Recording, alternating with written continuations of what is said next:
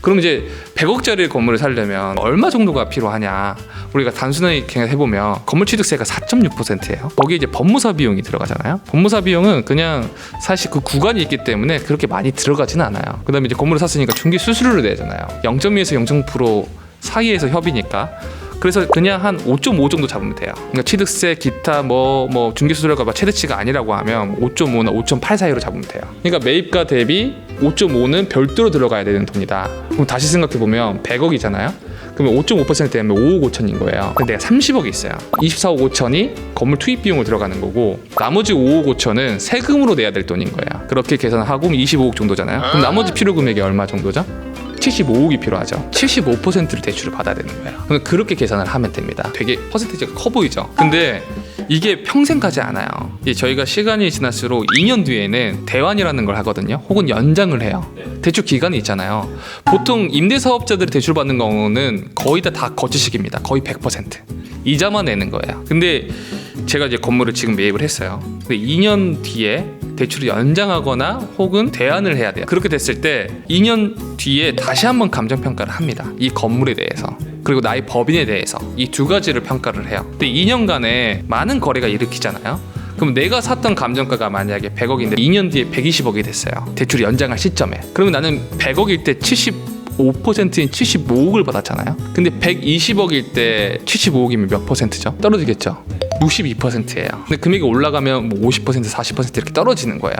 그럼 감정평가가 점점 더 높게, 그쵸. 높게 될수록 맞아요. 저의 대출의 그 부담감은 점점 줄어드는 거예요. 그러니까 이게 결국에는 이게 그 가처분 소득이죠. 그러니까 미처분 소득이긴 하겠지만 부동산의 가치가 계속 올라가면 올라갈수록 내가 대출 받았던 금액의 퍼센테이지는 점점 떨어지는 거예요. 근데 이제 감정평가가 결국에는 호가 보다 더 낮은 거거든요. 근데 호가가 140억이다. 그럼 75억 받은 게 절반도 안 되는, 절반 정도밖에 안 되는 거죠.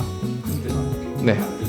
반대가 될 수가 있죠. 그렇기 때문에 처음 고르는 건물을 잘 사야 되는 거예요. 그래서 보통 이제 건물 개수를 그때부터 늘려 나가는 경우들이 되게 많아요.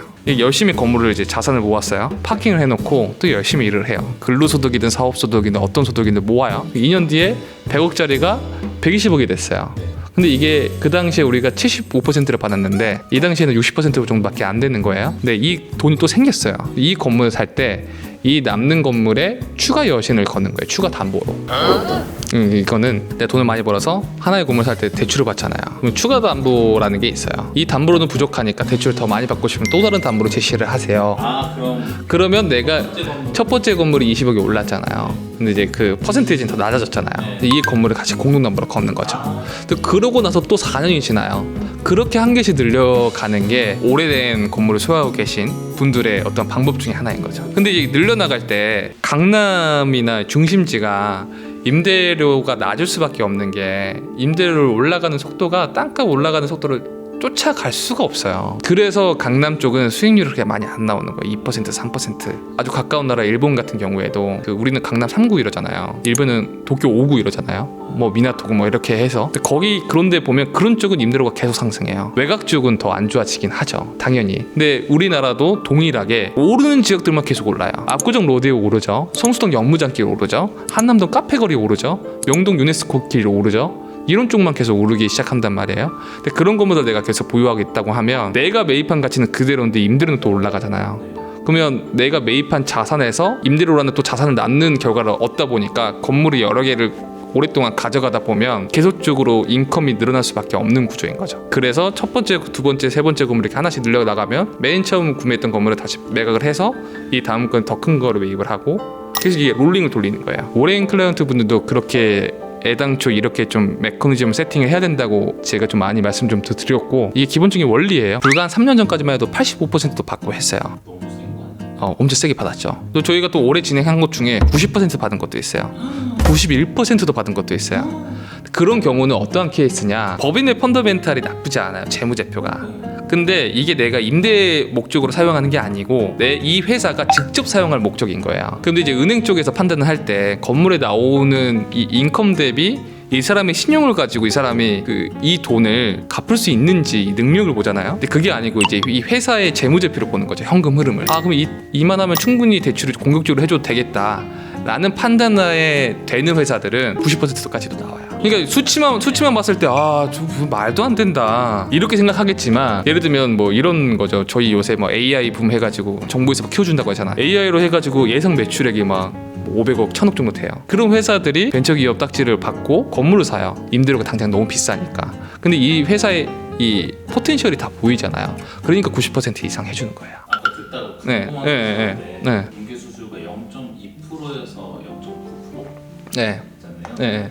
이 구간별로 달라지는 이유가 있나요? 달라지는 게 아니고 협의예요, 협의. 뺐으면 좀 깎아주고. 이게 이 영상 보시는 분들이 사실 저희 업계 선배님들도 다 보고 후배님도 다 보기 때문에 이런 말 하는 게 조금 그런데, 중개 수수료를 깎으시려고 하시는 분들 되게 많죠. 되게 고객 많죠. 입장에서는 사실 0.9% 내기 싫을 것 같아요. 건물 중개라는 게 일반적인 상품을 팔거나 간단한 일이 아니잖아요. 방금 제가 이렇게 설명했던 것처럼 고관여잖아요. 관여를 깊게 해야 되는 거잖아요. 거기에 대비해서 생각해 봤을 때는 저는 그렇게 크진 않다고 생각을 들긴 해요. 이제 막상 이 건물을 알아보고 그 중간에서 사실 계속적으로 긴밀하게 소통을 하잖아요. 그러면서 이제 나의 니즈를 가장 정확히 알고 있는 중개인들이 있을 거잖아요. 거기에 대해서 내가 미리 체크해 볼 필요도 없이 다 미리 체크해주고, 그게 나의 손과 발이 되어서 먼저 선점해서 이제 이런 정보들을 가공해서 알려주기 때문에 고관여가 될 수밖에 없잖아요. 클라이언트를 대변해서 저희가 일을 하기 때문에.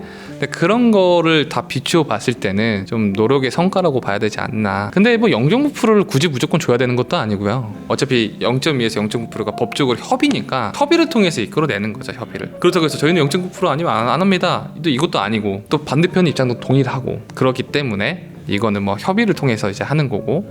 그래서 어찌됐건 다시 본론으로 돌아와서 여기서 내가 어떤 걸 투자를 해야 되냐라는 거는 정해져 있는 게 아니에요. 그러니까 내가 보는 눈을 많이 키워야겠죠. 건물도 많이 봐야 되고, 성공 사례보다는 실패 사례를 더 많이 봐야 되고, 이게 실패 사례를 피하는 것도 성공적인 투자인 거예요. 사실 투자의 본질은 내 돈을 잃지 않는 거잖아요. 그러니까 실패된 사례를 더 많이 보고 실패된 사례를 피하는 것만으로도 성공된 투자다.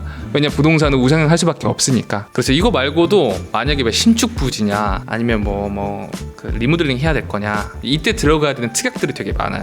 이거는 좀 다음 시간에 한번 얘기하는 걸로 하고, 그렇게 해서 보시는 눈이나 시야나 키우면 좋을 것 같고, 기본적으로 제가 생각하는 어떤 메커니즘은, 일단은 내가 건물을 사잖아요. 그럼 나중에 이 건물을 누군가가 사줄 것인가를 예측을 해보면 대부분 성공하는 투자를 할 수 있을 것 같아요. 그럼 내가 100억에 사서 2-3년 뒤에 125억에 판다고 하면 이게 매력적인 건물일까 아닐까를 스스로 반추해보고, 주변 정보도 좀 리서치해보고, 좀 첨예하게 생각하다 보면 그거에 좀 답이 나오는 건물들이 몇 가지가 있거든요. 근데 그거는 많이 보는. 그죠, 많이 보고 많이 스터디하는 방법밖에 없는 거죠. 제가 생각하는 이 상업용 부동산이나 건물이나 이런 거는 적정 가격에 사는 게 아니고 싸게 사서, 그러니까 안전마진이 확보된 건물을 사서 적정 가격, 혹은 시장이 저금리가 엄청 좋을 때는 적정 가격 이상으로 파는 거예요. 이걸 반복하는 거예요. 이걸. 시장이 엄청 안 좋아요. 엄청 안 좋을 때 저점 가격, 저렴한 건물들 중에서도 더 저렴한 안전마진이 많이 확보된 건물을 사야 될 거 아니에요. 그래야지 싸게 팔아도 내가 이득을 취할 수 있으니까. 그러니까 어느 시장이나 다 기회는 있기 때문에 우상향을 하다가도 갑자기 고금리가 오게 되면 확 떨어지잖아요. 그런 시장에 맞춰서 좀 변모를 많이 해야 될 좀 스탠스가 좀 필요하다. 그래서 오랫동안 부동산 투자해 보신 분들 있잖아요. 아주 오랫동안. 그런 분들은 시장이 안 좋을 때 다 반대로 움직이죠. 만약에 대출을 받아서 사는 단계까지 통과했어요. 그 다음은 임차인들을 MD 구성을 다시 할지, 관리비를 더 많이 올릴지, 임대료를 또 어떻게 올릴지, 아니면 악성 임차인이 있으면 악성 임차인을 빨리 내보내고 어떻게 세팅을 할지. 건물이 노후화가 돼 있다고 하면 일단은 하드웨어부터 고쳐야 될 거 아니에요. 소프트웨어는 나중에 채우더라도 하드웨어부터 다 고쳐야 되고. 근데 그런 플랜을 옆에서 이제 저희 같은 중개사들이 이제 도와주는 거죠. 어쨌든 이 일만 전문적으로 하고 있는 거니까. 그런 것까지. 네, 그럼요. 그래서 나중에 더 다양한 얘기가 있으니까 오늘 여기까지 이야기를 하는 걸로 하고, 그래서 이제 빌딩 투자나 이런 거 봤을 때 정보들이 되게 많잖아요. 그래서 이제 나와 어떻게 보면 생각이 좀 비슷할 것 같은, 혹은 좀 괜찮을 것 같은 그러한 중개 법인이나 중개인들 좀 만나서 물건지를 검토하고 서치하는 것부터가 제일 중요하다. 다음에는 이제 뭐 신축 부지나 뭐 리모델링이나 들어가야 될 특약 관련된 내용도 한번 이야기 한번 해보고 그렇게 하는 걸로 하자. 네, 고맙습니다.